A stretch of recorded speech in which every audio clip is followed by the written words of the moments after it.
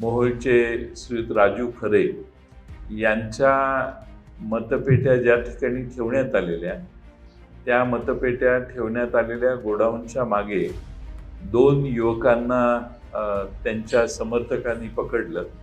त्यामध्ये त्यांच्याकडे 14 laptop, 14 mobile phones होते आणि ते बिहार आणि उत्तर प्रदेशची मुलं होती. त्यांना पोलीस स्टेशनमध्ये श्रीयुत राजू खरे हे घेऊन गेले. पोलीस स्टेशनमध्ये गुन्हा नोंदवण्यात आला नाही.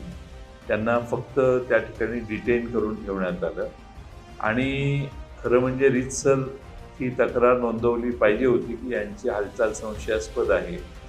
ती 2 युवक हे महाराष्ट्राच्या बाहेर उत्तर प्रदेश आणि बिहारचे होते आणि त्यानंतर निवडणुकीत राजू खरे यांचा विजय झाला आणि त्यांच्याकडून पोलिसांच्याकडून कोणतीही कारवाई न होता ती मुलं त्या लोकांना सोडून देण्यात आलं.